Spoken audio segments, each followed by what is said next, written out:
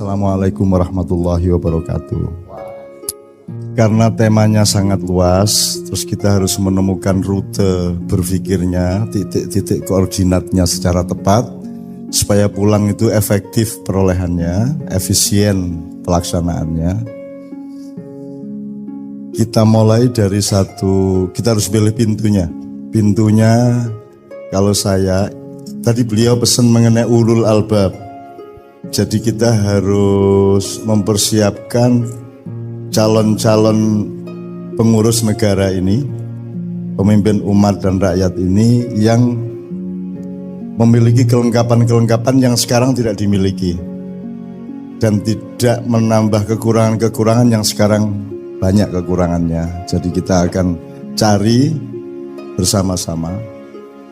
Untuk itu nanti awal-awal saya mohon izin untuk di dalam Islam Anda tahu ada 4 macam jalan yang dipakai oleh Allah untuk menjelaskan perjalanan hidup manusia. 1, sabil. Sabil itu Anda sudah kenal dengan idiom sabilillah. Jihad fisabilillah, nggawa pedang karo nggawa gendera. Terus takbir ya. Nah kita cari nanti sabil itu apa. Terus ada kata yang juga sekarang sangat populer, syariah. Kemudian kata sifatnya syar'i. Jadi ada pakaian yang syar'i, ada yang tidak. Ngarep kuwi ra ono sing syar'i blas ya. Rada-rada mburi lumayan ibu-ibu guys, syar'i banget ya. Nah itu apa sebenarnya kita cari bersama-sama. Kita enggak marah sama siapa-siapa, enggak ngecam siapa-siapa, menggolek pase iki jane piye kan gitu. Nomor 2 syariah atau syar'i. Kata dasarnya syari. Ketika dia menjadi software menjadi syariah, menjadi kata sifat menjadi syar'i. Kalau aslinya syariah. Ya. Terus kita juga punya Thoriqah ya. Karena Anda tahu ada syariat, hakikat, thoriqat, hakikat, ma'rifat. Thoriq ini juga dipakai dalam Islam. Bahkan dia agak banyak berkaitan secara spiritual karena banyak kelompok-kelompok thoriqat. Jadi bahasa Jawa jenenge tirakat, Pak. Nah, tirakat ini kan intinya orang puasa sebenarnya. Dengan sikap hidup dan sikap mental tirakat ini kita sangat mudah untuk melatih diri berpuasa. Nah berpuasa itu ya ombo dan luas, ada gradasinya, ada peta-petanya, ada konstelasinya. Yang terakhir adalah sirot. Sirot ini kayaknya tidak pernah kita capai karena selama hidup asal kita sholat kita selalu masih pada posisi memohon agar Allah menunjukkan kepada kita sirotol mustaqim. Jadi orang sudah sehebat apapun, meskipun sudah ketua majelis ulama, udah jadi rektor, udah jadi sembayangi rajin kaya ngopo, apike kaya ngopo, tetep wae berposisi orang yang masih memohon petunjuk Allah agar supaya dipandu di sirotol mustaqim. Jadi sirot ini kayaknya agak jauh ini Pak. Nah, nanti kita cari bersama-sama.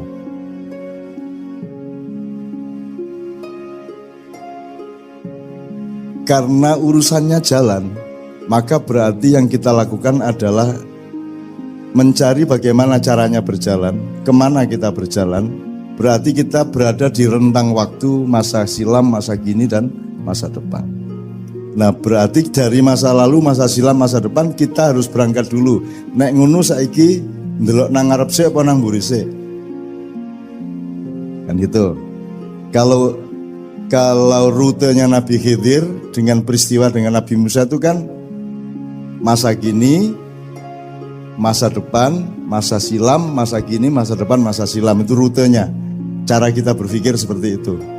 Jadi kalau kita sekarang bergerak itu kita loh, ini mau kemana kita? Begitu kita melihat ke depan, waduh, saya belum punya pengalaman untuk ke sana. Soalnya bapak saya dulu juga enggak ngajarin gitu. Jadi selalu masa kini, masa depan, masa silam, masa kini, masa depan, masa silam. Kalau di Nabi Khidir kan pertama di peristiwa kapal dibocorkan dan itu Ainul Yakin terjadi hari itu juga. konteksnya juga terjadi hari itu. Yang kedua, mencekik anak kecil, dan ini jangan ditiru, termasuk yang ikut mapala yang tidak usah mencekik-cekik lah ya.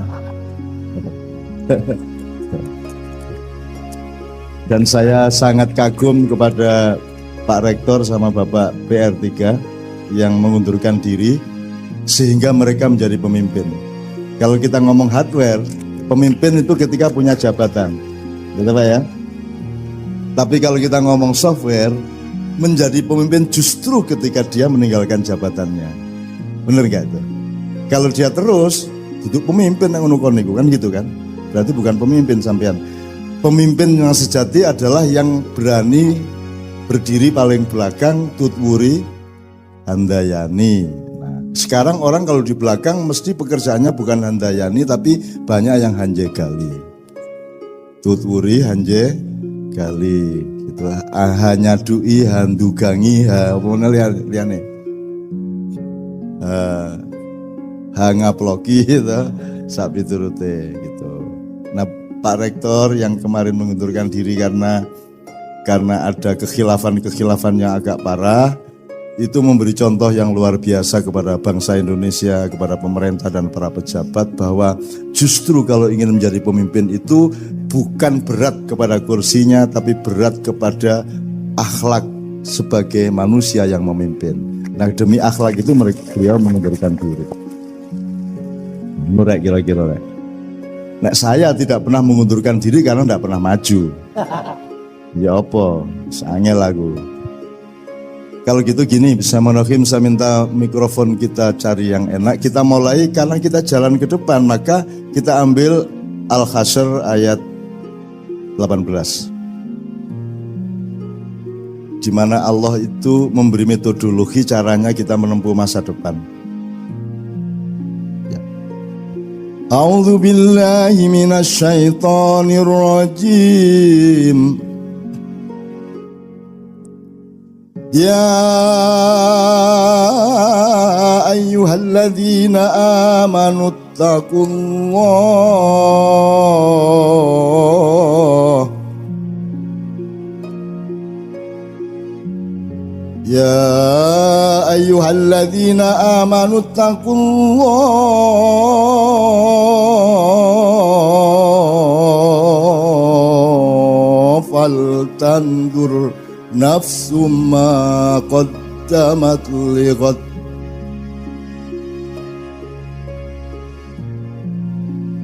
Ya ayyuhalladzina amanu taqullah wal tandur nafsum ma qaddamat lighad.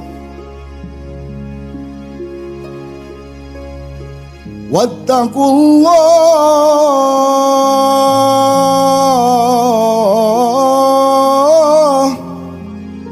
innallaha khabirum bima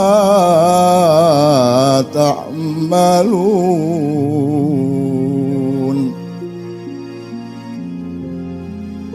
Wala takunu kalladzina nasullaha wa ansahum anfusahum ulaika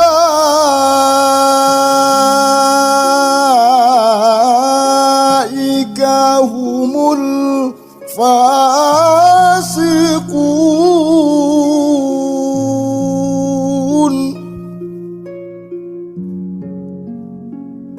Wala takunu kalladzina nasullaha wa ansahum anfusahum ulaika humul fasiqun. La yastawi ashabun nari wa ashabul jannah. Ashabul jannati humul faizun.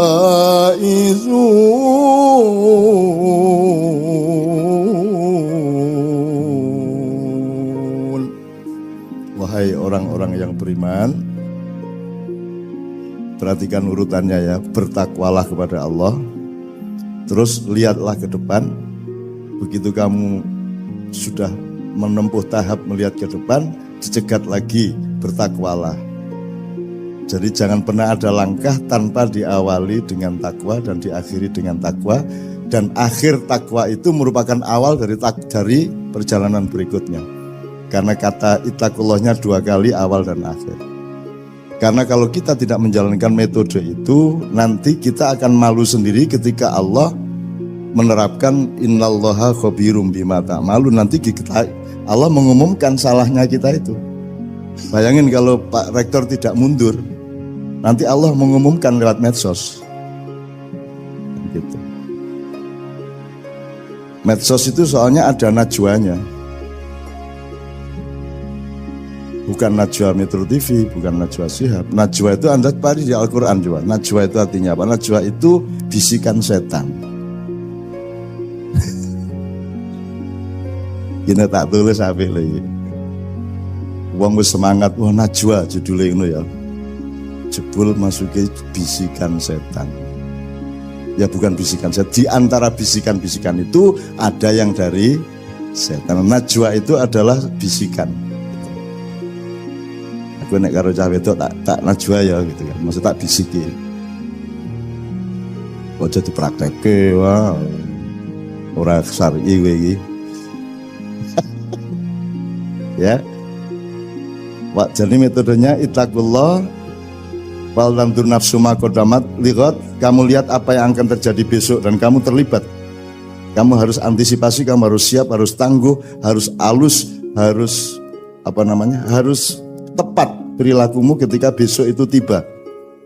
Ini ada 2 yang saya kasih catatan. Satu, nanti kita cari ittaqullah, bertakwalah itu apa maksudnya? Apa titik beratnya itu takut kepada Allah? Kalau takut itu bahasa Al-Quran dan Arabnya ya khauf atau khosyah. Jadi bisa dia berakibat takut kepada Allah, tetapi tidak merupakan makna harfiah dari takwa adalah takut. Kalau dibilang patuh, kalau patuh taat, atiu ya, taatan. Gitu. Nah apa kalau gitu? Saya mencoba untuk sementara memberi titik berat waspada. Pokoknya hidup itu waspada Pak. Waspada ke dalam, keluar, ke kiri, ke kanan, ke atas, ke bawah, kecil, besar, everything itu waspada. Bahkan waspada terhadap dirimu sendiri, waspada terhadap keinginanmu sendiri, waspada terhadap cita-citamu sendiri, waspada terhadap setiap kata yang kamu ingin ucapkan, waspada terhadap kata yang terlanjur kamu ucapkan, waspada terhadap setiap yang akan kita putuskan, yang sedang kita putuskan maupun yang sudah terlanjur kita putuskan. Kita harus waspada terus menerus. Nah, itu 1. Nomor 2, ittaqullah wal tandur nafsu ma qaddamat lighad. Ini futurologi, berarti kita harus kuasai. Anak-anak dari yang mempelajari futurologi biasanya sejarah Pak ya. Jurusan sejarah ada enggak Pak? Enggak ada ya. Ya kalau gitu apa? Kalau antropologi belum ya. Kalau psikologi ada ya, ada psikologi. Oke, jadi takwa, melihat ke depan, takwa lagi. Setelah itu kita melihat laporan Allah tentang diri kita. Ada satu lagi nanti ketika kita diskusi kita akan elaborasi. Ini saya selesaikan ayat ini dulu. Innallaha khabirum bima ta'malun. Allah dalam Al-Quran kalau Anda baca terjemahannya khabirum bima ta'malun itu mengetahui apa yang kamu lakukan. Saya menerjemahkannya agak berbeda dan saya tidak menyatakan yang lama itu salah. Ya, pokoknya kita perkaya lah Pak. Kan gula sama-sama manis Pak, tapi caranya mengucapkan manisnya itu nyamleng kan beda-beda. Ono sing maknyus, ono sing markotop, ono meneh apa sing apa, wah jos.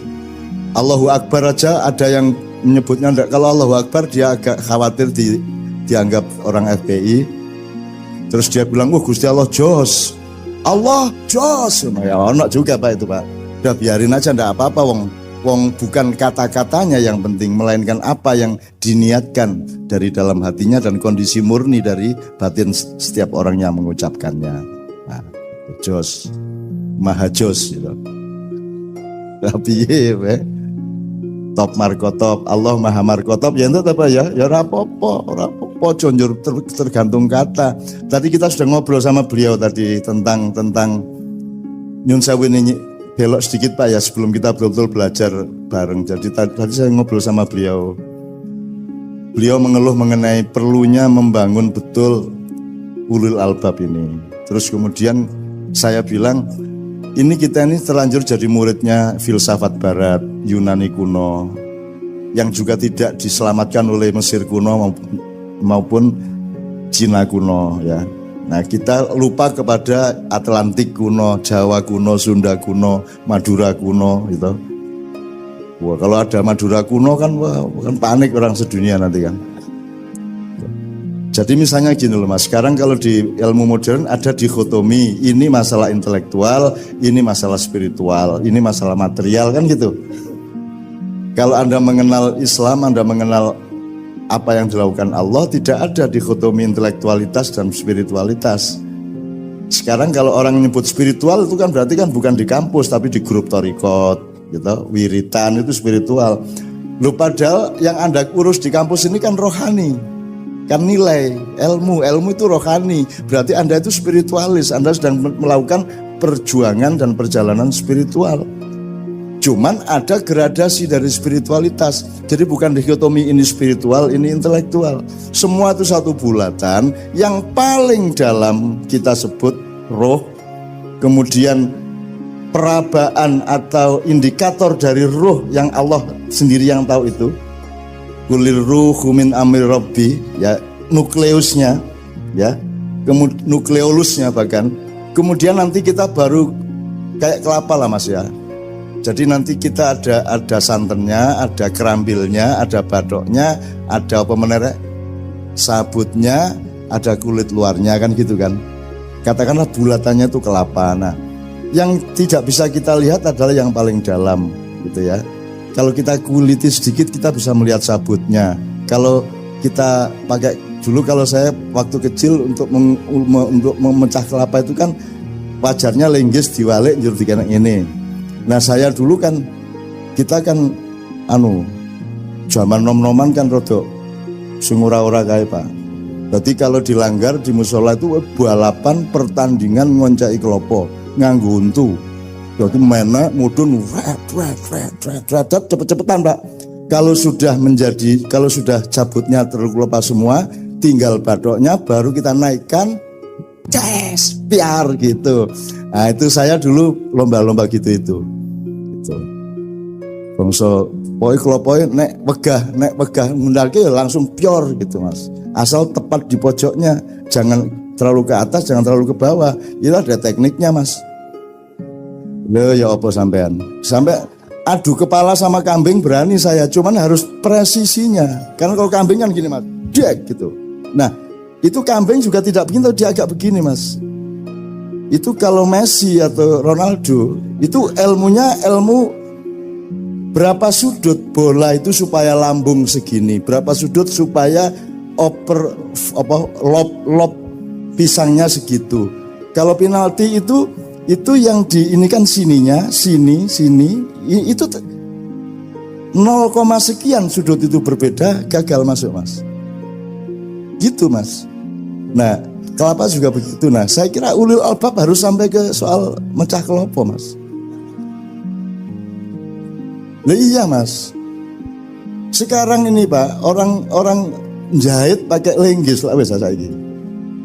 Wong ngono kok gelut itu. Gitu kok bertengkar itu loh. Jadi saya tuh seneng lihat Indonesia itu, ya Allah, lucunya manusia itu, ya Allah bertengkar. Yang satu Bhinneka Tunggal Ika, yang satu 212 gitu ya. Terus yang klenik. Jadi ini kan karena berhubung sudah tidak ada SDSB, udah nggak ada togel, yaudah sekarang setiap peristiwa kita cari angkanya. 411, 212, 205 kan gitu kan. Kita sebenarnya itu kode untuk para petaruh sepak bola gitu kan. Nah ya wong senengane sing ora-ora. Dan terus kerengan, terus benci satu sama lain. kemudian balas dendam satu sama lain terus sampai hari ini. Sekarang ada viral sapa iku ya saiki pokoknya giliran ini lagi giliran mukul. Jadi kalau zaman dulu Pak ada pertandingan ujung Pak, sampai ujung itu pakai penjalin panjang, itu gantian mukul. Jadi setiap pemainnya itu hanya pakai celana atau sarung, tidak pakai baju atau kaos, pokoknya telanjang gini. Nah itu pokoknya giliran mukul pakai itu apa? Pakai penjalin itu kan luar biasa sakitnya Pak. Itu boleh mengelak dan tidak pasti bisa memukul. Itu tergantung apa namanya? Tergantung bin sama Polri lah. Kena apa tidak kan gitu kan? Ini tadi kok sampai ke ujung sialan ngapain ya?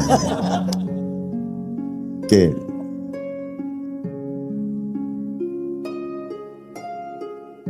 Tekan ngendi ta aku mau.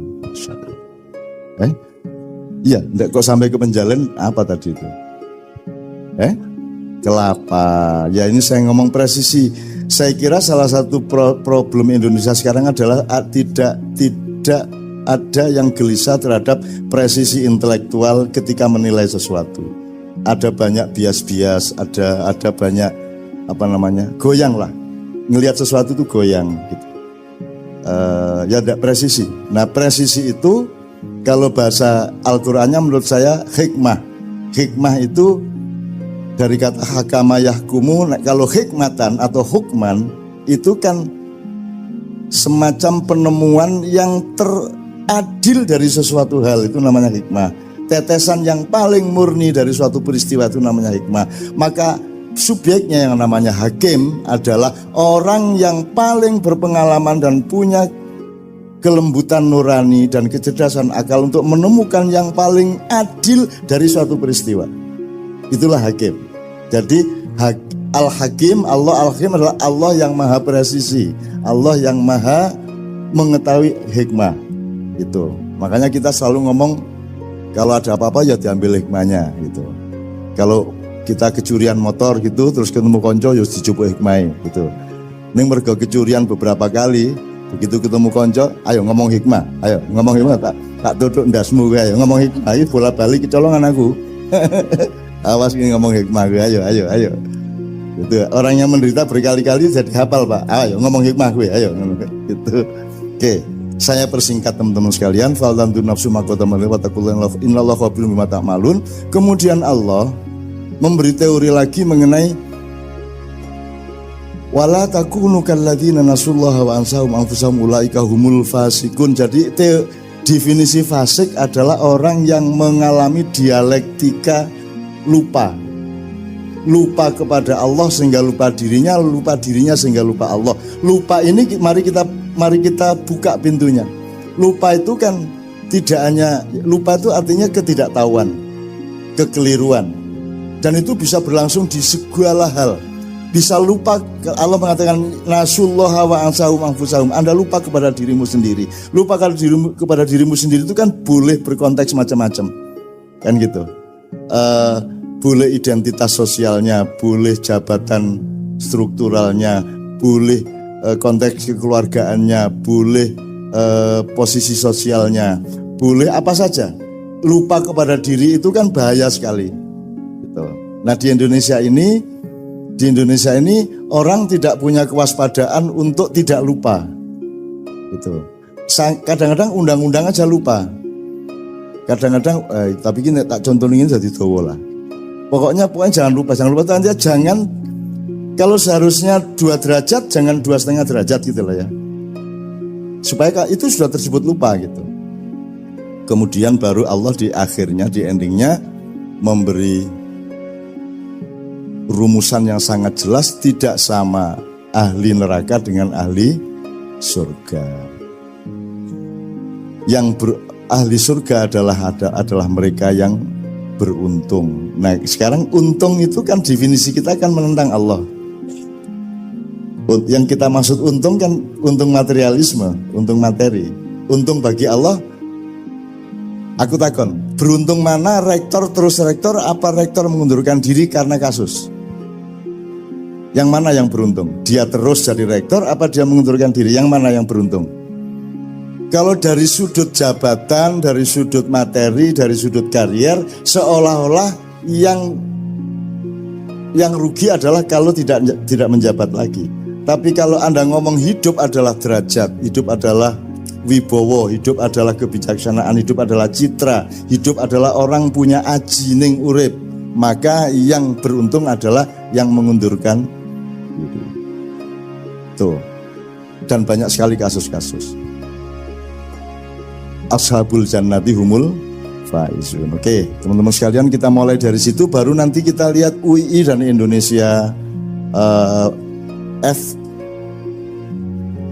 Fakultas Psikologi dan Ilmu Sosial Budaya. Anyar gitu ya. Enggak, maksud saya aku ini biar mlebu psikologi UGM, Pak. Bahwa ora diterima urusan UGM. Nek aku lak mlebu ya toh, karepku lak mlebu apa aku ora diterima itu gabungan dengan ilmu sosial ya. Ilmu budaya, sosial budaya. Saya dulu masuk psikologi, arsitek masuk, kedokteran masuk karepku ning bahwa lawangnya ora dibuka lah urusannya sing duwe lawang kudu aku lah masuk. Dan yang saya paling mangkel itu wong zaman aku umur 17-18 ta ya. Sing paling mangkel aku iki wis nulis sastra, wis rada terkenal jenengku, puisi, penyair, cerpen. Masuk fakultas sastra enggak diterima saya. Jadi kalau masuk psikologi enggak diterima wajar lah ya. Arsitektur wajar lah. Tapi sastra enggak diterima lah. Dendam aku ya. Dendam aku. Ya wis akhirnya tak tokno, tak sepatani wis. Pokoknya 5 tahun meneh tak ceramai gue kabeh ngono aku. Gitu, dan Allah mendengar, waduh bocah iki sumpah. Ya wis tak kabulke wae kan itu. Akhirnya bener Mas, tanpa sadar karena 5 tahun kan udah lupa. Waktu itu namanya Sasdaya, Fakultas Sastra dan Budaya. Mereka juga udah lupa dan juga enggak kenal saya amat gitu ya. 5 tahun kemudian pas saya tuh diundang untuk ceramah umum ulang tahun Fakultas Sastra dan Budaya. Nah begitu aku nggak mau modiar gue yang itu. Itu waktu itu nyenengke. Aku sering saiki wis tak lereni lah sepoto-sepoto gue. Saya diusir dari pesantren, aku kok diusir Pak. Aku kok diusir. Lah rumah sama aku ini diusir karena diusir ini bedane opo. Ya diusir lah masalah. Aku begitu diusir keluar pesantren, nginep 1 malam di kota di Ponorogo, balik lagi ke kantor paginya. Dia lupa bahwa saya adalah tamu.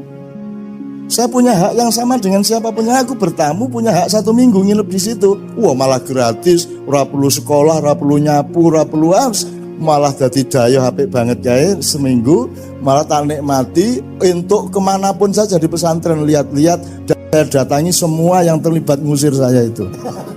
Tak datangi satu persatu. Oh itu gue tenono ya 5 tahun meneh gue dadi apa, aku dadi apa, tanggalnya dieling-eling. Nah. Bener 5 tahun lagi saya ke sana bener Mas, saya gue dadi apa, aku dadi apa, wes gue saiki dadi apa, ngono aku. Wah ya jenenge cah nom lah Mas. Gitu ya. Sekarang saya ndak gitu lagi ya. Dan betul-betul sekarang saya kemarin barusan dari reuni Gontor, Kiai Kanjeng juga ketika Gontor 100 tahun 90 tahun 90 tahun Kiai Kanjeng juga diminta ke sana. Jadi dulu itu ngusir itu juga pura-pura, wong buktinya sekarang mereka rindu kepada saya, buktinya sekarang mereka seneng gitu kan. Dan kapan Ustadz Hasan, itu Kiai Hasan yang sekarang memimpin pesantren itu kapan saja ada di mana saja, kalau saya ada acara beliau mesti datang dan beliau pasti saya seret naik maju. Demikian juga saya di mana saja kalau beliau ada acara saya mesti diminta datang dan saya naik maju. Jadi dia sahabat saya, dia musuh saya dalam sepak bola. Ketika dulu saya santri, dia sudah ustadz, saya santri, dan santri itu kan sengsara Pak lah. Ora iso apa-apa to Pak, jenenge ya mahasiswa karo dosen lak sengsara mahasiswane to ya Pak ya. Aku piye? Kalau sudah Di luar lapangan kan kita sudah jadi santri lagi dan mereka berkuasa atas kita, ya harus ngopo terserah mereka. Satu-satunya tempat balas dendam adalah lapangan sepak bola. Jadi saya bener itu, pokoknya bal-balan tak incer. Tak incer, tak giring, aku serundingan karo arek-arek rundingan pokoknya iko sing jenenge iko engko kita bikin dia melengkung awake. Melengkung itu maksudnya gini, nanti saya kasih tahu. Melengkung itu kan gini tuh Mas. Jadi kita giring seolah-olah kita ini agak lemah, kurang cepat larinya, supaya dia maju dalam posisi di mana dia seolah akan mendang bola. Begitu dia mau nendang, balik tak sewaduk, kena gini, melengkung tagakkan jangan. Itu seweneng aku wes. Tapi pembalasan dendam di permainan sepak bola dibalas lagi sama ustadznya habis maghrib. Panggil aku gini disuruh ini disuruh itu, walau habis mereka berak merentah kita. Ya wes gitulah. Makanya saya tidak heran kalau di Jakarta pada balas dendam satu sama lain kayak sekarang itu. Surah apa-apa yang menungso kuwi gawe dolanan ning dunya iki karo Gusti Allah ya ora apa-apa, sing penting kowe aja lali nek perjalananmu itu menuju aku. Aku itu kangen kepadamu wahai hambaku, aku menanti kedatanganmu. Tujuan hidupmu tidak ada tempat lain kecuali engkau berjumpa denganku, liqa'u rabbi. Dan perjalananmu itu tidak ada alasan lain kecuali yarju liqa'a, barang siapa mengharapkan perjumpaan dengan Tuhannya. Jadi alasan perjalanan kita itu adalah ingin berjumpa sama Allah. Emang Allahnya bikinnya gitu. Kalau enggak mau, Anda mau kemana? Enggak ada jalan lain. Bahkan ada yang lebih gawat. In kuntum tuhibbunallaha fattabi'uni. Rasulullah disuruh ngomong begitu. Kalau memang kamu cinta kepada Allah, ikut saya. Kan gitu.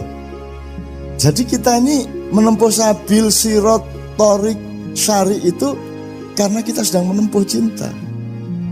Dan kita tidak akan berhenti hanya karena kita nanti mati umur 60-70. Kita masih meneruskan perjalanan sampai kita bertemu dengan Allah di surga. Dan kita nanti bikin ulang tahun UI di surga, tidak masalah, tidak apa-apa. Sampai nabi-nabi, apa kui, gitu kan. Nah, loh ini UI, ya Rasulullah ini UI, apa UI itu? Universitas Insya Allah Islam. Ya. Itu ya Rasulullah. Oh gitu, Rasulullah nanti akan kagum sama kita karena kita bergembira, kita menikmati kehidupan yang dilimpahkan oleh Allah kan gitu. Jadi pokoknya saya berdoa, Anda jangan tidak percaya surga toh, wong jare pengen mlebu surga. Kita latihan ini sekarang, kita latihan di surga itu Anda tidak perlu berjuang, maka Anda tanpa pamrih bersama saya itu bisa menikmati mbuh dialog, diskusi, nyanyi bersama. Karena di surga tidak ada perjuangan Pak, tidak ada karier, tidak ada persaingan, tidak ada. Sistem nilainya sangat berbeda, tidak ada densitas positif negatif, tidak ada gelap dan terang. Semuanya itu serba gemah ripah loh jinawi dan seterusnya. Nah, kita harus bisa hidup seneng nikmat dalam keadaan tidak berjuang. Kalau sekarang kan tidak berjuang kan pusing kita. Kalau sudah tercapai semuanya kan malah pusing kita Pak. Kita hidup ini karena kita masih mencapai ini, harus S2, harus S3 dan seterusnya gitu. Nah, kita ini sekarang latihan. Nah, mudah-mudahan Anda semua nanti, saya mohon kepada Allah agar saya ikut Anda lah nanti ke surga gitu ya. Dan Anda termasuk orang yang saya doakan kloter enggak belakang-belakang, kloter agak depan-depan lah. Ya Pak ya. Ya Pak ya. Loh iya Pak. Jadi kita, kan tidak tergantung abad berapa Anda hidup, tapi tergantung kualitas dan kedalaman cintamu kepada Allah. Coba sekarang nanti kita tolong bawakan sholawat nariyah ya. Teman-teman hafal ya. Allahumma sholli sholatan ya. Itu sholawat Pak Nyun Sewu Pak Dekan, Pak PR3. Itu sholawat dibikin ketika Rasulullah masih hidup. Jadi ini mbok-mbokane sholawat. Ini induknya sholawat. Ini dibikin oleh Syekh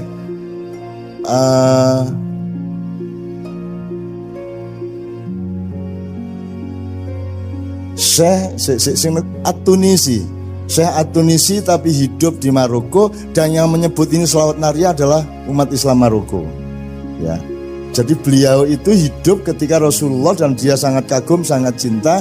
Kemudian dia membaca 4.440 kali sholawat yang dia bikin itu. Besoknya dia sowan kepada Rasulullah. Ini ada hikmahnya, kalau Anda baca 33 kali ini urusan rezeki. Kalau Anda baca 41 kali rezeki dan derajat. Kalau ini semua kan ya muga-muga kabeh lah ya, tidak ada kepastian. Kemudian kalau Anda mau menyeluruh limpahan Allah kepada Anda, bacalah sholawat nariyah 4.444. Neng aku pesimis do gelem maca. Modar wae Pak ya ping 4. Anggo kowe entuk ping 23 bingung iki mau 23 para 24 ya wis ora sida kowe. Mesti ra sida kowe. Aku yang bingung cetak akhirnya ya wis pokoknya ikhlas terus ngono akhir ending gitu. Jadi wis bismillah pun manut kula kan gitu. Piye Pak arep 4.444 ki? Wis ora mungkin ngitung jagung sejumlah 4.000 wis rasa-rasa nok maca nariyah ping 4.444 modaro ora mungkin wong saiki kecuali yang sedang sedih banget, ndak ada kerjaan banget gitu ya. Aku bayangkan lah Rasulullah, ini kenapa saya cerita ini? Karena Syekh At-Tunisi ini membaca itu tadi dengan hitungannya sendiri, dengan dalam tanda petik yos kuwi karep-karepe dhewe, ngarang-ngarang dhewe, harap-harapan dhewe, bener apa tidak terserah Rasulullah, terserah Allah. Ternyata Rasulullah membenarkan. Nah, begitu beliau sowan Rasulullah semalam saya membaca sholawat untukmu ini sebanyak sekian kali, tapi saya minta satu hal yang Rasulullah tolong jangan menolak. Kalau Rasulullah sampai menolak permintaan saya ini, saya stres, galau nanti saya gitu. Rasulullah ini dilala ya murah, ya wes apa kono gitu, dipenuhin sama Rasulullah. Apa kamu minta apa? Kata Rasulullah. Terus Syekh At-Tunisi mengatakan gini loh, saya tuh nggak muluk-muluk, cuman tolong saya dimasukkan ke kloter pertama yang masuk surga. Oh iya ora masalah, wis tak lebokke gitu Mas. Ah saiki kowe arep piye? Kowe nek arep kloter pertama maca iki ping 4.000. Nah terus 44. Nek arep kloter pertama. Ning nek dilebokke aku ora ketemu Kanjeng Nabi yo ya toh. Mulane kene iki wis lah rasa gagas sing ngono-ngono kuwi. Yang penting kita benar-benar aduh ya Allah masyaallah.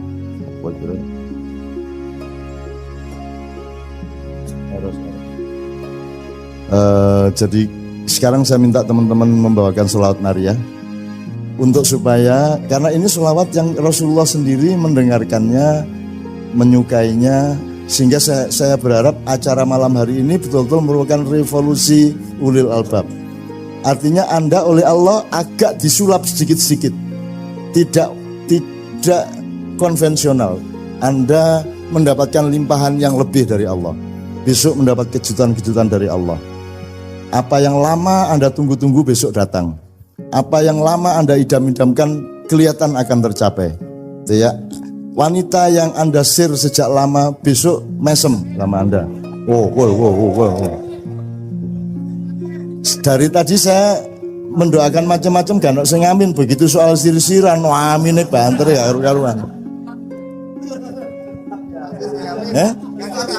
Oh Islam yamin. Mas Islam ini istri beliau setahun yang lalu dipanggil Allah Subhanahu wa taala dalam usia 35 tahun. Nah, jadi Mas Islam ini kan masih umur 40. Yo coba kuwi wis ra duwe bojo.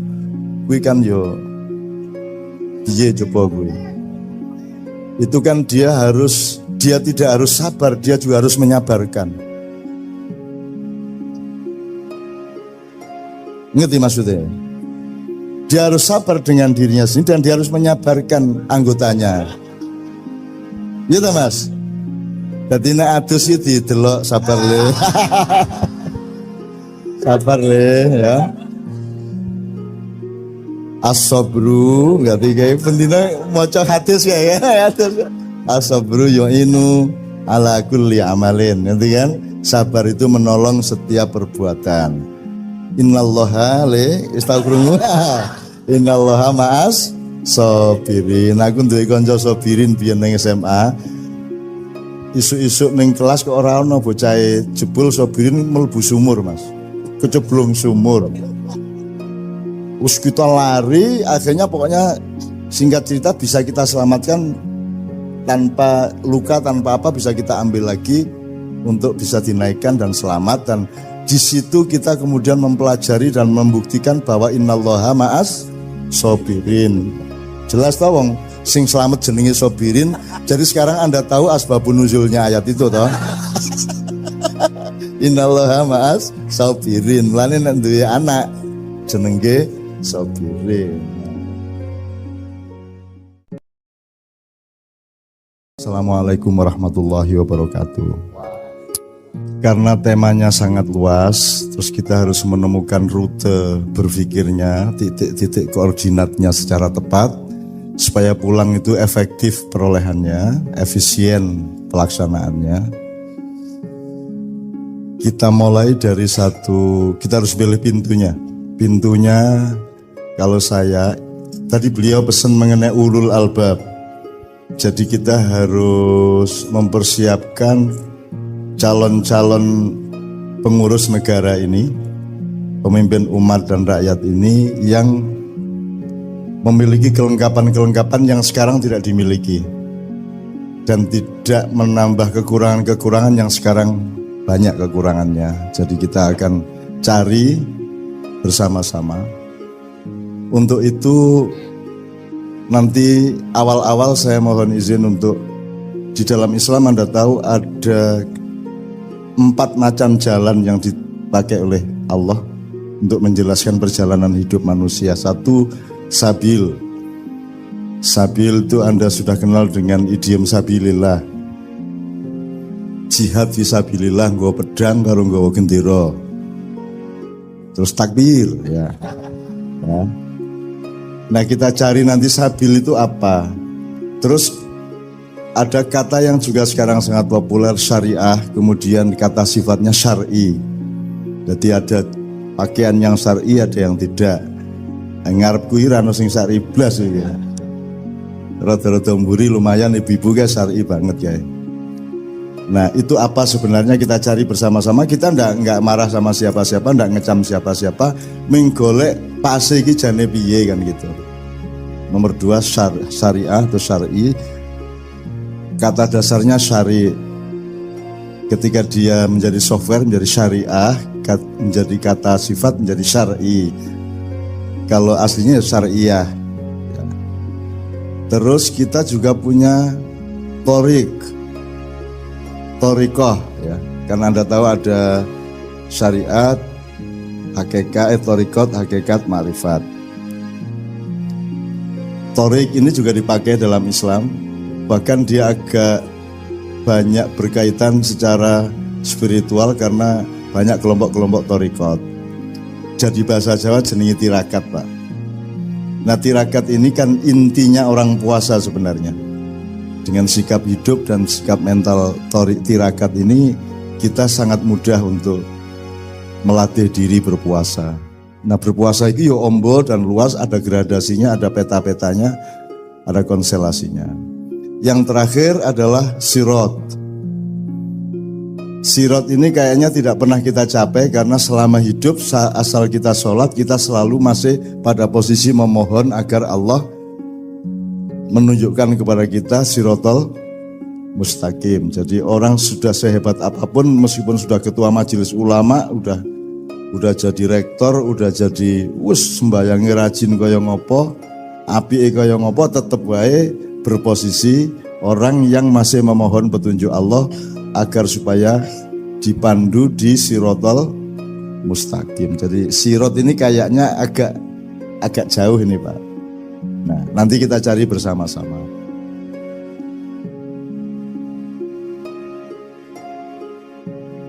Karena urusannya jalan, maka berarti yang kita lakukan adalah mencari bagaimana caranya berjalan, kemana kita berjalan.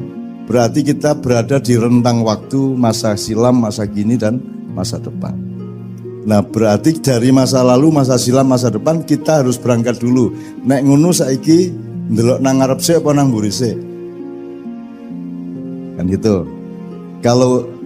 Kalau rutenya Nabi Khidir dengan peristiwa dengan Nabi Musa itu kan masa kini, masa depan, masa silam, masa kini, masa depan, masa silam, itu rutenya.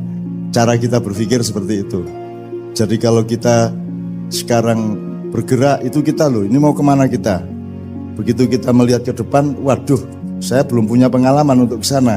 Soalnya bapak saya dulu juga enggak ngajarin gitu. Jadi selalu masa kini, masa depan, masa silam, masa kini, masa depan, masa silam. Kalau di Nabi Khidir kan pertama di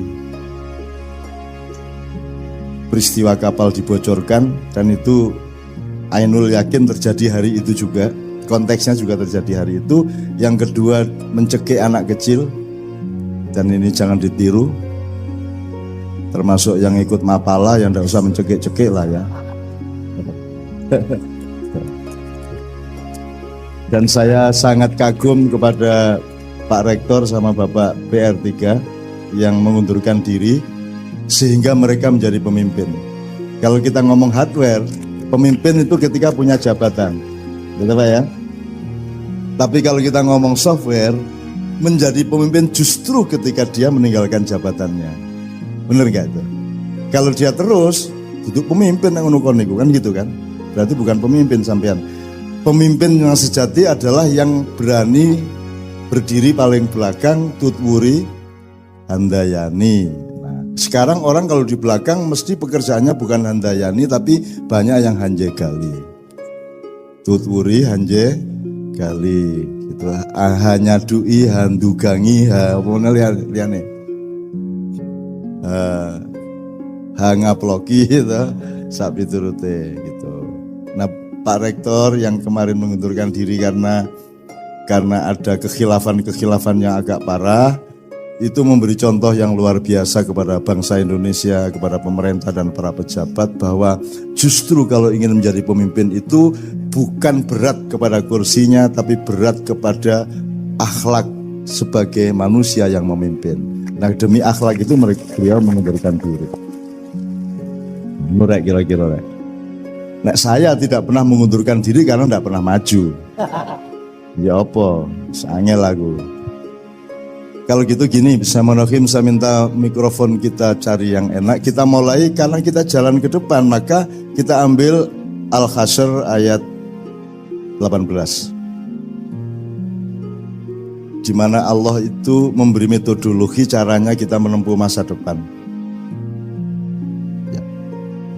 A'udzu billahi minasy syaithanir rajim. Ya ayyuhalladzina amanu taqullah.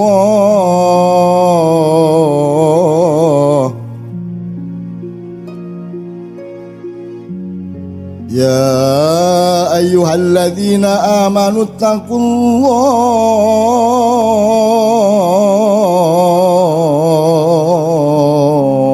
faltanzur nafsum ma qaddamat lighad.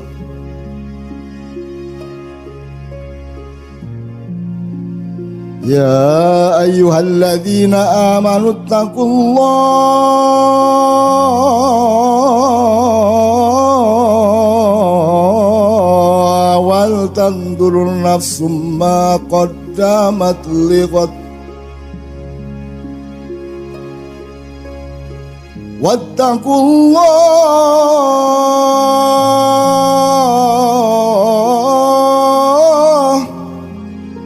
innallaha khabirum bima ta'malun. Wala takunu kalladzina nasullaha wa ansahum anfusahum ulaika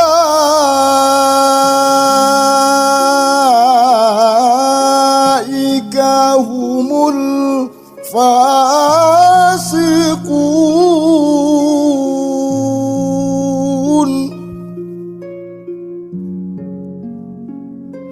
ولا تكونوا كالذين نسوا الله وأنساهم أنفسهم أولئك هم الفاسقون لا يستوي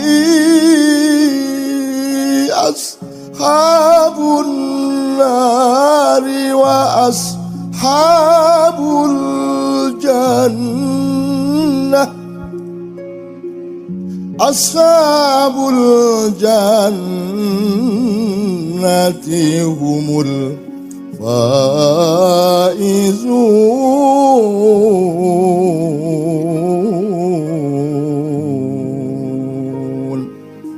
Wahai orang-orang yang beriman, perhatikan urutannya ya. Bertakwalah kepada Allah, terus lihatlah ke depan. Begitu kamu sudah menempuh tahap melihat ke depan, dicegat lagi, bertakwalah. Jadi jangan pernah ada langkah tanpa diawali dengan takwa dan diakhiri dengan takwa. Dan akhir takwa itu merupakan awal dari perjalanan berikutnya. Karena kata ittaqullahnya 2 kali, awal dan akhir. Karena kalau kita tidak menjalankan metode itu, nanti kita akan malu sendiri ketika Allah menerapkan innallaha khabirum bima ta'malun. Nanti Allah mengumumkan salahnya kita itu. Bayangin kalau Pak Rektor tidak mundur, nanti Allah mengumumkan lewat medsos. Gitu. Medsos itu soalnya ada najwanya. Bukan najwa Metro TV, bukan najwa Shihab. Najwa itu Anda cari di Al-Quran juga. Najwa itu artinya apa? Najwa itu bisikan setan. Kita tak tulis apik lagi. Wong wis semangat, wah najwa judulnya ngono ya. Jebul masuke bisikan setan. Ya bukan bisikan setan. Di antara bisikan-bisikan itu ada yang dari setan. Najwa itu adalah bisikan. Aku nek karo cah wedok tak najwa ya gitu kan. Maksud tak bisiki. Kok jadi praktekke wah. Ora syar'i kowe iki. Ya, jadi metodenya ittaqullah wal tandur nafsu ma qaddamat lighad. Kamu lihat apa yang akan terjadi besok dan kamu terlibat. Kamu harus antisipasi, kamu harus siap, harus tangguh, harus halus, harus harus tepat perilakumu ketika besok itu tiba. Ini ada 2 yang saya kasih catatan. Satu, nanti kita cari ittaqullah, bertakwalah itu apa maksudnya? Apa titik beratnya itu takut kepada Allah? Kalau takut itu bahasa Al-Quran dan Arabnya ya khauf atau khosyah. Jadi bisa dia berakibat takut kepada Allah, tetapi tidak merupakan makna harfiah dari takwa adalah takut. Kalau dibilang patuh, kalau patuh taat, atiu ya, taatan. Nah apa kalau gitu? Saya mencoba untuk sementara memberi titik berat waspada. Pokoknya hidup itu waspada Pak. Waspada ke dalam, keluar, ke kiri, ke kanan, ke atas, ke bawah, kecil, besar, everything itu waspada. Bahkan waspada terhadap dirimu sendiri, waspada terhadap keinginanmu sendiri, waspada terhadap cita-citamu sendiri, waspada terhadap setiap kata yang kamu ingin ucapkan, waspada terhadap kata yang terlanjur kamu ucapkan, waspada terhadap setiap yang akan kita putuskan, yang sedang kita putuskan maupun yang sudah terlanjur kita putuskan. Kita harus waspada terus menerus. Nah, itu satu. Nomor 2, ittaqullah wal tandur nafsum ma qaddamat lighad. Ini futurologi, berarti kita harus kuasai. Anak-anak dari yang mempelajari futurologi biasanya sejarah Pak ya. Jurusan sejarah ada nggak Pak? Nggak ada ya.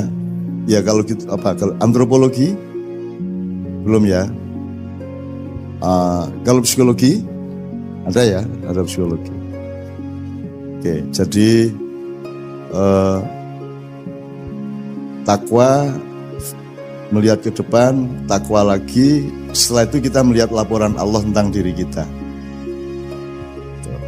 Ada satu lagi nanti ketika kita diskusi kita akan elaborasi. Ini saya selesaikan ayat ini dulu. Innallaha khabirum bima ta'malun. Allah Dalam Al-Quran kalau Anda baca terjemahannya, khobirum bima ta'malun itu mengetahui apa yang kamu lakukan. Saya menerjemahkannya agak berbeda dan saya tidak menyatakan yang lama itu salah. Ya, pokoknya kita perkaya lah Pak. Kan gula sama-sama manis Pak, tapi caranya mengucapkan manisnya itu nyamleng kan beda-beda. Ono sing maknyus, ono sing markotop, ono meneh apa sing apa, wah jos. Allahu Akbar aja ada yang menyebutnya enggak. Kalau Allahu Akbar dia agak khawatir dianggap orang FPI. Terus dia bilang, wah Gusti Allah jos, Allah jos. Ya ono juga Pak itu Pak.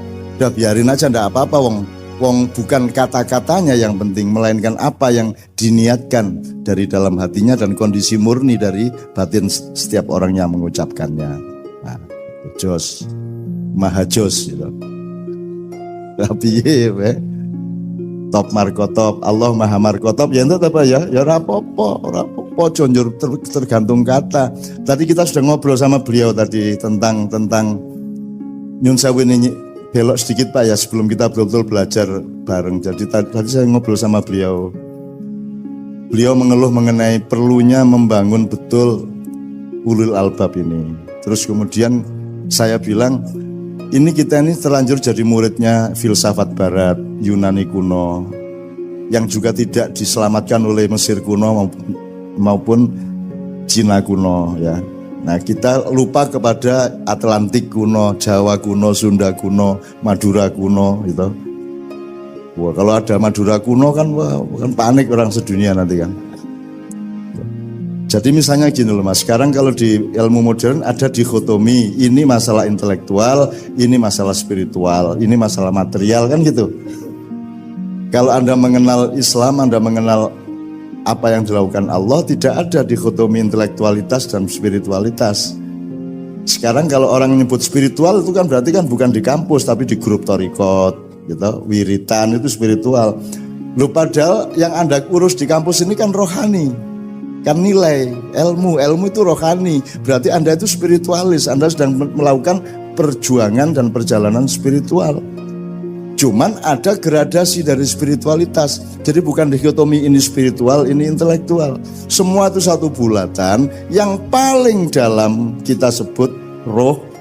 Kemudian perabaan atau indikator dari roh yang Allah sendiri yang tahu itu. Kulir ruhu min amri rabbi, ya nukleusnya, ya nukleolusnya bahkan. Kemudian nanti kita baru kayak kelapa lah Mas ya.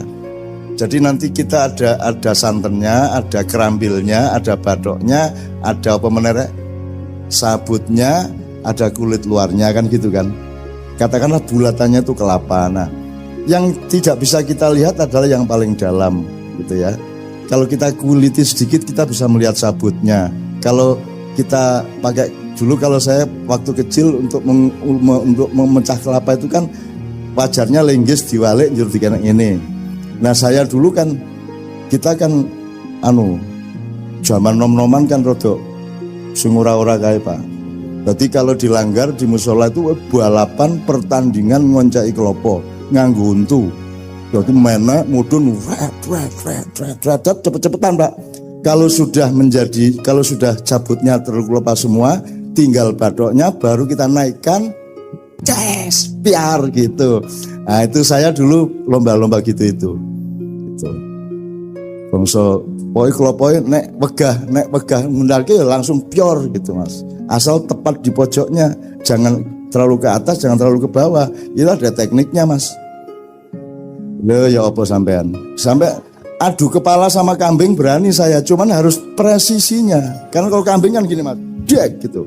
Nah itu kambing juga tidak begini, dia agak begini Mas. Itu kalau Messi atau Ronaldo itu ilmunya ilmu berapa sudut bola itu supaya lambung segini, berapa sudut supaya lob pisangnya segitu. Kalau penalti itu yang ini kan sininya, sini itu 0, sekian sudut itu berbeda, gagal masuk Mas. Gitu Mas. Nah kelapa juga begitu. Nah saya kira ulul albab harus sampai ke soal mecah kelopo Mas. Lah iya Mas. Sekarang ini Pak, orang jahit pakai linggis lah wis saiki. Wong ngono kok gelut itu loh. Gitu kok bertengkar itu loh. Jadi saya tuh seneng lihat Indonesia itu, ya Allah, lucunya manusia itu, ya Allah bertengkar. Yang satu Bhinneka Tunggal Ika, yang satu apa? 212 gitu ya. Terus yang boy klenik, jadi ini kan karena berhubung sudah tidak ada SD SD, udah nggak ada togel, yaudah sekarang setiap peristiwa kita cari angkanya 411, 212, 205 kan gitu kan. Kita sebenarnya itu kode untuk para petarung sepak bola gitu kan.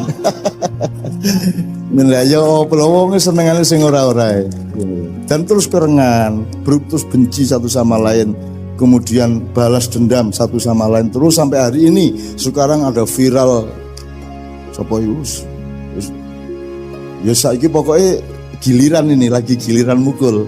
Jadi kalau zaman dulu Pak ada pertandingan ujung Pak. Sampai ujung. Ujung itu pakai penjalin panjang. Itu gantian mukul. Jadi setiap pemainnya itu hanya pakai celana atau sarung, tidak pakai baju atau kaos. Pokoknya telanjang sini. Nah itu pokoknya giliran mukul pakai itu. Apa? Pakai penjalin itu. Kan luar biasa sakitnya Pak.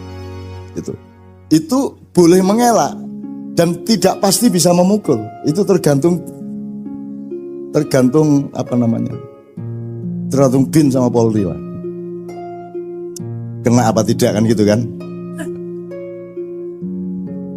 Ini tadi kok sampai ke ujung sekarang ngapain ya? Oke.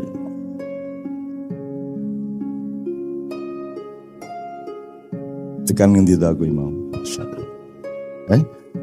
Iya, enggak kok sampai ke penjalan apa tadi itu? Kelapa. Ya ini saya ngomong presisi. Saya kira salah satu problem Indonesia sekarang adalah tidak ada yang gelisah terhadap presisi intelektual ketika menilai sesuatu. Ada banyak bias-bias, ada banyak apa namanya, goyang lah. Ngelihat sesuatu itu goyang gitu. Ya tidak presisi. Nah presisi itu kalau bahasa Al-Qur'annya menurut saya hikmah. Hikmah itu dari kata hakama yahkumu. Kalau hikmatan atau hukman itu kan semacam penemuan yang teradil dari sesuatu hal, itu namanya hikmah. Tetesan yang paling murni dari suatu peristiwa itu namanya hikmah. Maka subjeknya yang namanya hakim adalah orang yang paling berpengalaman dan punya kelembutan nurani dan kecerdasan akal untuk menemukan yang paling adil dari suatu peristiwa. Itulah hakim. Jadi Al-Hakim, Allah Al-Hakim adalah Allah yang maha presisi, Allah yang maha mengetahui hikmah. Itu. Makanya kita selalu ngomong kalau ada apa-apa ya diambil hikmahnya gitu. Kalau kita kecurian motor gitu terus ketemu konco ya dicoba hikmah gitu. Ning mergo kecurian beberapa kali, begitu ketemu konco, ayo ngomong hikmah, ayo ngomong hikmah, tak tutuk ndasmu kowe, ayo ngomong hikmah, ayo bola-balik kecolongan aku. Awas ini ngomong hikmah gue, ayo. Gitu. Orang yang menderita berkali-kali jadi hafal Pak. Ayo ngomong hikmah gue, ayo. Gitu. Oke, saya persingkat teman-teman sekalian. Faltantu nafsu makotamalun wa taqullaha innallaha khabirun bima ta'malun. Kemudian Allah memberi teori lagi mengenai wala takunu kalladzina nasullaha wa ansahum anfusahum ulaika humul fasikun. Jadi definisi fasik adalah orang yang mengalami dialektika lupa kepada Allah sehingga lupa dirinya sehingga lupa Allah. Lupa ini mari kita buka pintunya. Lupa itu kan tidak hanya lupa, itu artinya ketidaktahuan, kekeliruan, dan itu bisa berlangsung di segala hal. Bisa lupa, Allah mengatakan nasullaha wa ansahum anfusahum. Anda lupa kepada dirimu sendiri. Lupa kepada dirimu sendiri itu kan boleh berkonteks macam-macam, kan gitu. Boleh identitas sosialnya, boleh jabatan strukturalnya, boleh konteks kekeluargaannya, boleh posisi sosialnya, boleh apa saja. Lupa kepada diri itu kan bahaya sekali gitu. Nah di Indonesia ini orang tidak punya kewaspadaan untuk tidak lupa. Gitu. Kadang-kadang undang-undang aja lupa. Kadang-kadang, tapi gini tak contohin jadi dawa lah. Pokoknya jangan lupa nanti jangan, kalau seharusnya 2 derajat jangan 2,5 derajat gitu lah ya. Supaya itu sudah tersebut lupa gitu. Kemudian baru Allah di akhirnya, di endingnya memberi rumusan yang sangat jelas, tidak sama ahli neraka dengan ahli surga. Ahli surga adalah mereka yang beruntung. Nah sekarang untung itu kan definisi kita kan menentang Allah. Yang kita maksud untung kan untung materialisme, untung materi. Untung bagi Allah, aku takon, beruntung mana rektor terus rektor, apa rektor mengundurkan diri karena kasus? Yang mana yang beruntung? Dia terus jadi rektor, apa dia mengundurkan diri? Yang mana yang beruntung?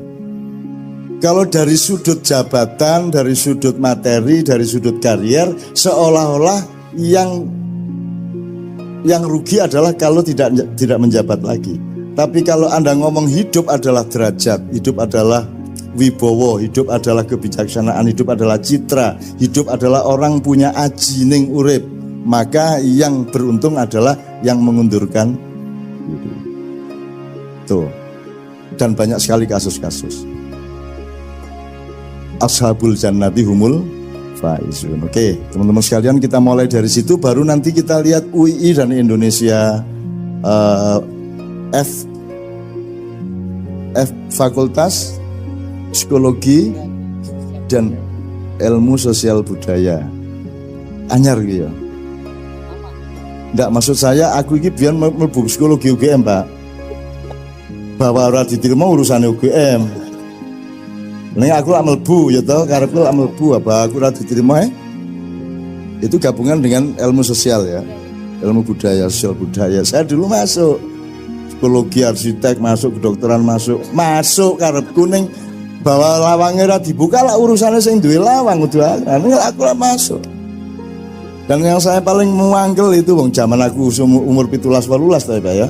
Sing paling manggeli aku iki wis nulis sastra, wis rada terkenal jenengku, puisi, penyair, cerpen. Masuk fakultas sastra enggak diterima saya. Jadi kalau masuk psikologi enggak diterima wajar lah ya. Arsitektur wajar lah. Tapi sastra enggak diterima lah. Dendam aku ya.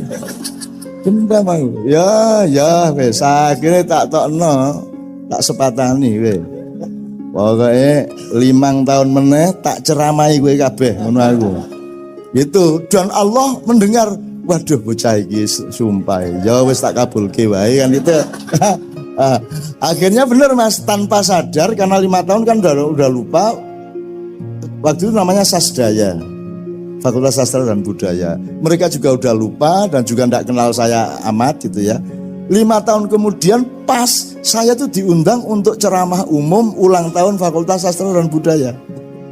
Nah begitu aku nggak mau modiar gue yang itu. Itu waktu itu nyenengke. Aku sering saiki wis tak lereni lah sepoto-sepoto gue. Saya diusir dari pesantren, aku kok diusir Pak. Aku kok diusir. Lah rumah sama aku ini diusir karena diusir ini bedanya opo. Ya diusir lah masalah. Aku begitu diusir keluar pesantren, nginep 1 malam di kota di Ponorogo, balik lagi ke kantor paginya. Dia lupa bahwa saya adalah tamu. Saya punya hak yang sama dengan siapapun yang aku bertamu, punya hak 1 minggu nginep di situ. Wah malah gratis, ora perlu sekolah, ora perlu nyapu, ora perlu malah jadi daya HP banget kayak seminggu, malah tak nikmati untuk kemanapun saja di pesantren, lihat-lihat dan saya datangi semua yang terlibat ngusir saya itu. Tak datangi satu persatu. Oh itu gue tenono ya 5 tahun meneh gue dadi apa, aku dadi apa, tanggalnya dieling-eling. Bener 5 tahun lagi saya ke sana bener Mas, saya gue dadi apa, aku dadi apa, wes gue saiki dadi apa, ngono lagi. Wah ya jenenge cah nom lah Mas. Gitu ya. Sekarang saya ndak gitu lagi. Ya.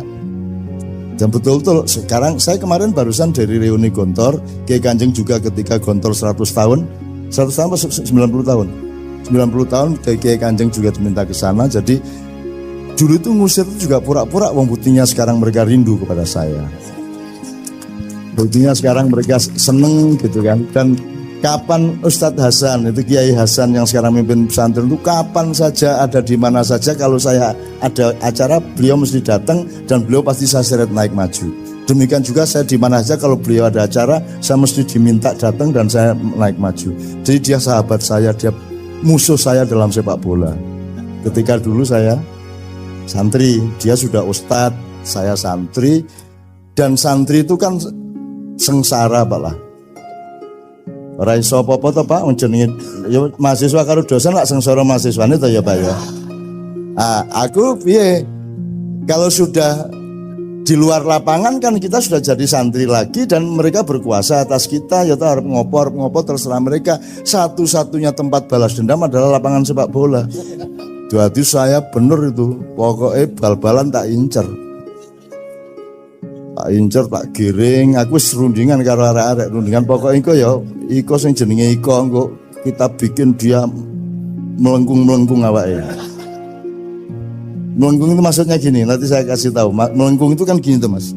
Jadi kita giring seolah-olah kita ini agak lemah, kurang cepat larinya, supaya dia maju dalam posisi di mana dia seolah akan mendang bola. Begitu dia mau nendang, balik tak sewaduk, kena gini, melengkung agak kan jangan. Itu seweneng aku wes. Tapi pembalasan dendam di permainan sepak bola dibalas lagi sama ustadznya habis maghrib. Panggil aku gini disuruh ini disuruh itu, walah habis mereka berak merentah kita. Ya wes gitulah. Makanya saya tidak heran kalau di Jakarta pada balas dendam satu sama lain kayak sekarang itu. Ora apa-apa menyang menungso kuwi gawe dolanan ning donya iki karo Gusti Allah ya ora apa-apa. Sing penting kowe aja lali nek perjalananmu itu menuju aku. Aku itu kangen kepadamu wahai hambaku. Aku menanti kedatanganmu. Tujuan hidupmu tidak ada tempat lain kecuali engkau berjumpa denganku. Liqa'u Rabbi. Dan perjalananmu itu tidak ada alasan kecuali yarju liqa'a. Barang siapa mengharapkan perjumpaan dengan Tuhannya. Jadi alasan perjalanan kita itu adalah ingin berjumpa sama Allah.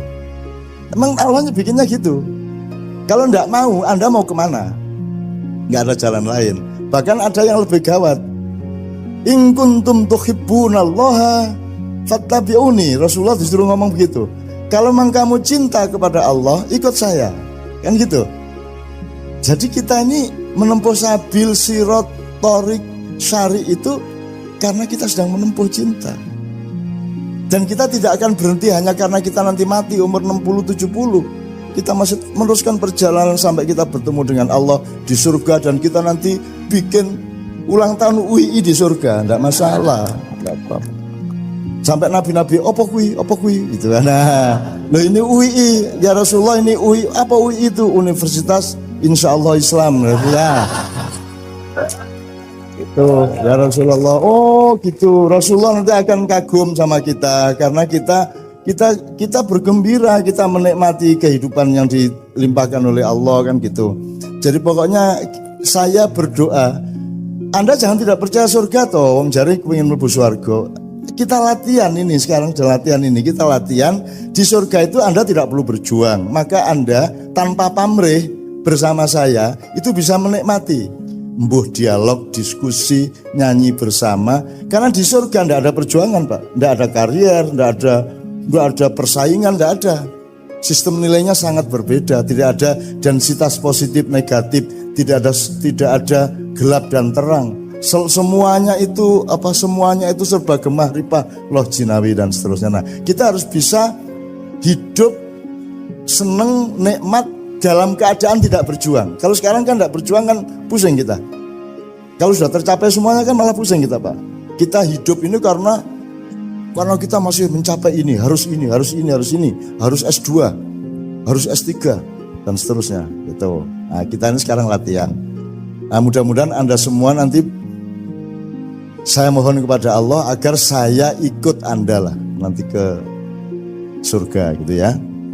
Dan Anda termasuk orang yang saya doakan kloter belakang-belakang. Kalau kita agak depan-depan lah. Ya Pak ya, ya Pak ya. Loh iya Pak. Jadi kan tidak tergantung abad berapa Anda hidup, tapi tergantung kualitas dan kedalaman cintamu kepada Allah. Coba sekarang nanti kita tolong bawakan sholawat nariyah ya. Teman-teman hafal ya. Allahumma sholli sholatan ya. Itu sholawat Pak Nyun Sewu Pak Dekan, Pak PR3. Itu sholawat dibikin ketika Rasulullah masih hidup. Jadi ini mbok-mbokane sholawat. Ini induknya sholawat. Ini dibikin oleh Syekh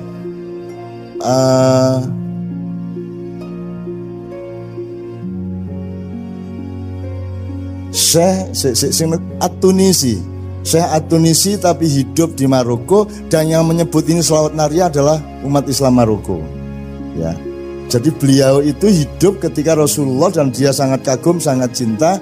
Kemudian dia membaca 4.440 kali sholawat yang dia bikin itu. Besoknya dia sowan kepada Rasulullah. Ini ada hikmahnya, kalau Anda baca 33 kali ini urusan rezeki. Kalau Anda baca 41 kali rezeki dan derajat. Kalau ini semua kan ya muga-muga kabeh lah ya, tidak ada kepastian.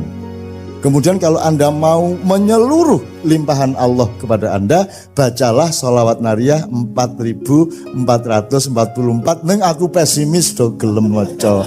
Modar wae piye Pak ya ping 4. Anggo kowe entuk ping 23 bingung iki mau 23 para 24 ya wis ora sida sida kowe. Mesti ra sida kowe. Aku bingung cetak akhirnya ya wis pokoknya ikhlas ngono akhir ending. Jadi wis bismillah pun manut kula kan gitu. Piye Pak arep 4.444 ki? Wis ora mungkin ngitung jagung sejumlah 4.000 wis rasa-rasa nok maca nariyah ping 4.444 modaro ora mungkin wong saiki kecuali yang sedang sedih banget, ndak ada kerjaan banget gitu ya. Aku bayangkan lah Rasulullah, ini kenapa saya cerita ini? Karena Syekh At-Tunisi ini membaca itu tadi dengan hitungannya sendiri, dengan dalam tanda petik yos kuwi karep-karepe dhewe, ngarang-ngarang dhewe, harap-harapan dhewe, bener apa tidak terserah Rasulullah, terserah Allah. Ternyata Rasulullah membenarkan. Nah, begitu beliau sowan Rasulullah semalam saya membaca sholawat untukmu ini sebanyak sekian kali, tapi saya minta satu hal yang Rasulullah tolong jangan menolak. Kalau Rasulullah sampai menolak permintaan saya ini, saya stres, galau nanti saya gitu. Rasulullah ini dilala ya murah, ya wes apa kono gitu, dipenuhin sama Rasulullah. Apa kamu minta apa? Kata Rasulullah. Terus Syekh At-Tunisi mengatakan gini loh, saya tuh nggak muluk-muluk, cuman tolong saya dimasukkan ke kloter pertama yang masuk surga. Oh iya ora masalah, wis tak lebokke gitu Mas. Ah saiki kowe arep piye? Kowe nek arep kloter pertama maca iki ping 4.000 terus 44. Nek arep kloter pertama ning nek dilebokke aku ora ketemu Kanjeng Nabi yo ya toh. Mulane kene iki wis lah rasa gagas sing ngono-ngono kuwi. Yang penting kita benar-benar aduh ya Allah masyaallah.